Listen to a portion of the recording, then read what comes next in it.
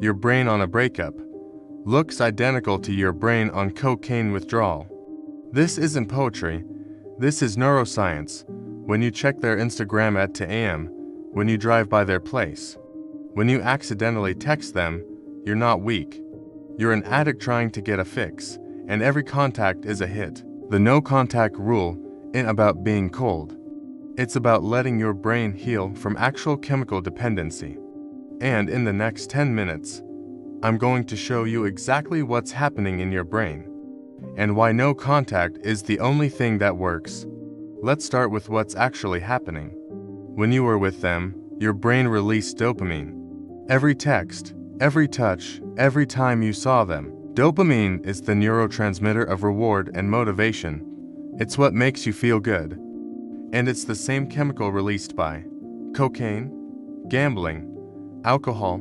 Research from Rutgers University using fMRI scans found that when people look at photos of their ex, the same brain regions light up as in cocaine addicts craving their drug. The ventral tegmental area, the nucleus accumbens.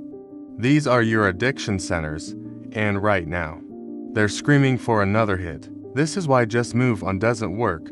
You can't think your way out of chemical dependency.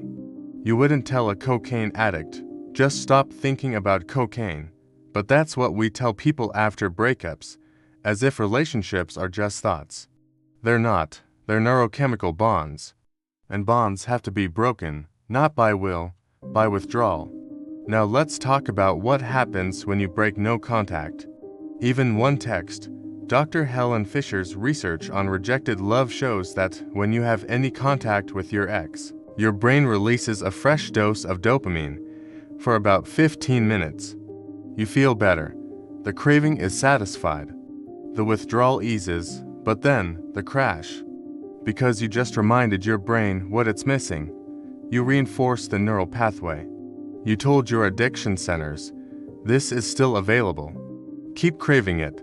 Psychologists call this intermittent reinforcement. It's the most addictive pattern in behavioral psychology. It's why gambling is so addictive. You don't win every time, but you win sometimes, and that uncertainty, that maybe this time, is more powerful than consistent reward. Every time you contact them, even if they don't respond, you're giving your brain hope, and hope keeps the addiction alive. The pathways don't weaken, they strengthen, because your brain just got reminded. They still exist, they might come back. Keep trying. This is why you can't just be friends. This is why closure doesn't work. This is why breadcrumbs destroy you. Every tiny interaction resets your healing timeline back to day zero. So, what actually happens during no contact? Let me show you the neuroscience of healing. Days 1 to 7. Active withdrawal. Your brain is in crisis mode. Dopamine drops. Cortisol spikes. You can't sleep. You can't eat. This is biochemical. Your amygdala fear center is hyperactive. Your prefrontal cortex rational thinking is impaired. This is why you can't think straight. This is why everything reminds you of them. Your nervous system is in fight or flight. Because to your brain, this feels like survival threat. This week is hell. There's no way around it. Days 8 to 21. Craving peak. This is often harder than the first week. Because the acute panic fades, but the craving intensifies. Studies on addiction recovery show that cravings peak around week 2. Because your brain isn't in crisis anymore. So, it has energy to crave. This is when most people break no contact. They think, I'm feeling better. I can handle contact now. Wrong. You're not feeling better. You're just through the acute phase. The addiction is still fully active. Days 21 to 66. Neural rewiring. This is where the actual healing happens.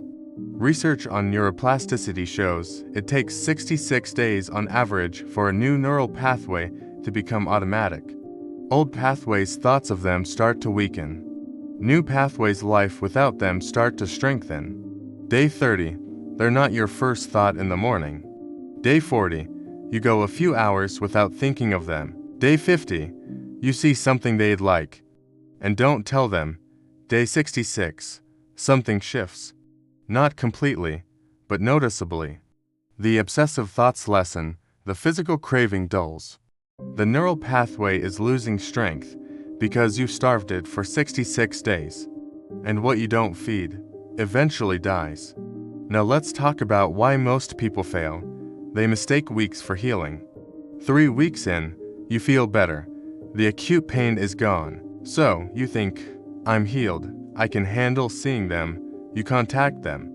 And within minutes, you're back to week 1. Because the neural pathway was still there, just dormant, and you just reactivated it. 3 weeks of healing, erased in one text. They rationalize contact. I just need closure. I just need to return their stuff. I just need to clear the air. These are not reasons. These are addict justifications. Your brain is creating logical-sounding reasons. To get what it's craving, you don't need closure. You need distance. Closure is a myth. You create closure by moving forward, not by having one more conversation. They think indirect contact doesn't count.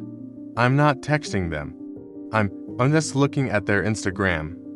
Wrong. Studies show that even looking at photos of your ex activates the same reward centers, same dopamine hit, same pathway reinforcement, same reset. So, how do you actually succeed? Step 1. Block everywhere. Not mute. Block. Phone, Instagram, Facebook, email filters. Tell mutual friends. Don't tell me about them. Don't pass messages. Your brain will beg for information. Information is contact, knowing they went on a date, knowing they asked about you, knowing they're struggling. All of this activates the same neural pathways. Step 2. Write your why before you start no contact.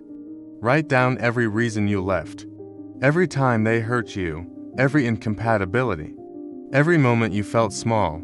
Keep this list on your phone.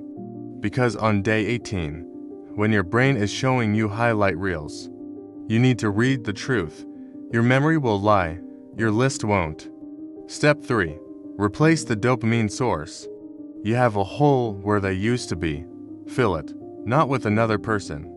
With dopamine from healthy sources. Exercise dopamine, creating something dopamine, learning something dopamine, connecting with friends oxytocin.